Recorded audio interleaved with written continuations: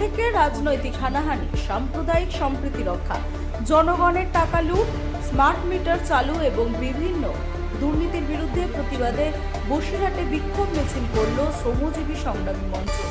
পুনর্বাসন ছাড়া হকার উচ্ছেদ বন্ধ এবং সমস্ত দুর্নীতিগ্রস্তদের দৃষ্টান্তমূলক শাস্তির দাবিও তোলা হয় মিছিল থেকে। বসিরহাট স্টেশন থেকে শুরু হওয়া এই মিছিল কাকি রোড, এস.এম. মজুমদার রোড ও ইটিন্ডা রোড পরিক্রমা করে ইছামতি বোর্ড ঘাটে পৌঁছায়।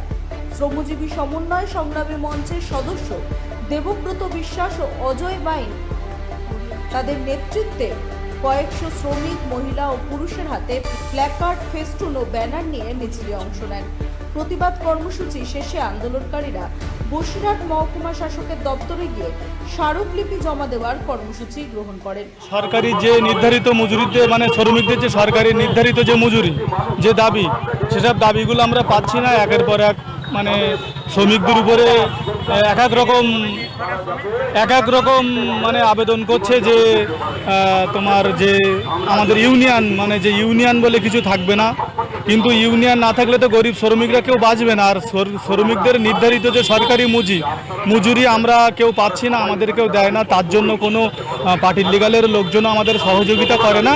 আমরা এই শ্রমিকরাই নিজেদের মতো আমরা আন্দোলন করি, তবু আমরা এই সহযোগিতা পাওয়ার জন্য আমরা আবেদন করছি।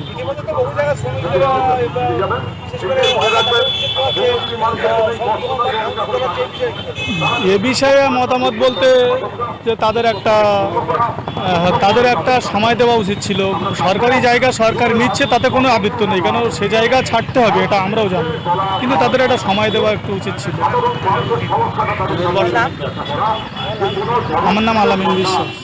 বসিরহাট মহকুমা আমরা শ্রমজীবী সংগ্রামী মঞ্চের পক্ষ থেকে কতগুলো সুনির্দিষ্ট দাবিতে আমরা মহকুমা শাসকের দপ্তরে বিক্ষোভ এবং ডেপুটেশন দেখাচ্ছি। আমাদের দাবি যে রাজনৈতিক পালাবদলের পরে যেভাবে গোটা রাজ্য জুড়ে রাজনৈতিক হানাহানি হচ্ছে, সেটা অবিলম্বে বন্ধ করা।